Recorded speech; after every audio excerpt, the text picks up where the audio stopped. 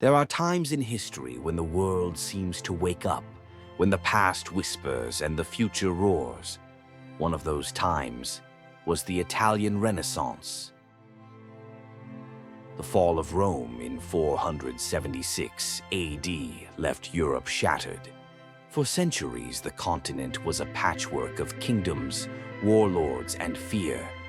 Trade collapsed, cities emptied, knowledge faded. But even in the so-called Dark Ages, the flame of learning never fully died. In monasteries and in the Islamic world, ancient texts were preserved. And slowly, as Europe began to stabilize, a spark was lit, a rediscovery of the classical world. So why Italy? Why not Paris or London? But there was something else: wealth. Merchant families like the Medici of Florence grew rich from banking and trade, and they spent that wealth on art, architecture, and science. At the heart of the Renaissance was a shift in mindset called humanism. It didn't reject religion, but it refocused attention on man, not just God, on what humans could learn, achieve, and create.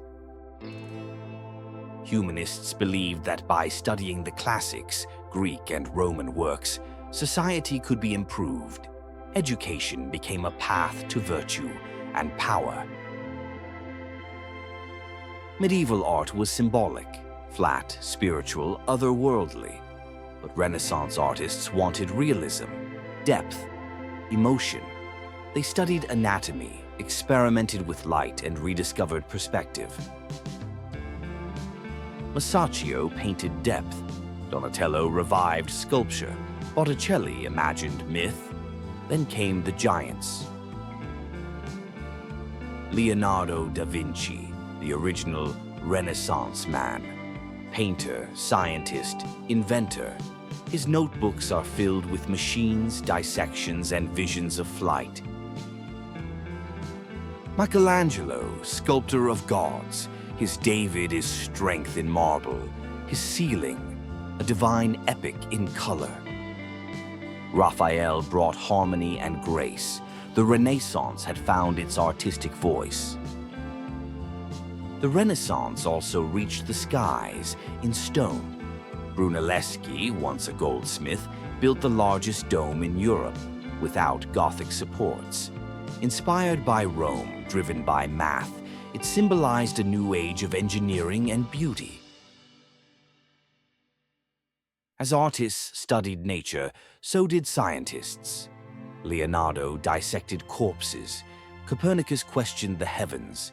Vesalius mapped the human body. Galileo looked to the stars and changed the world. This was not yet the scientific revolution, but it was the awakening. Then came the printing press. Invented by Gutenberg around 1440, it changed everything. Books were no longer rare treasures. They became tools for the masses. Ideas spread faster than ever. Erasmus called for reform. Machiavelli examined power. Knowledge escaped the elites. The Renaissance didn't stay in Italy. In the north, Dürer brought realism to German woodcuts. In France, it inspired palaces. In England, it set the stage for Shakespeare.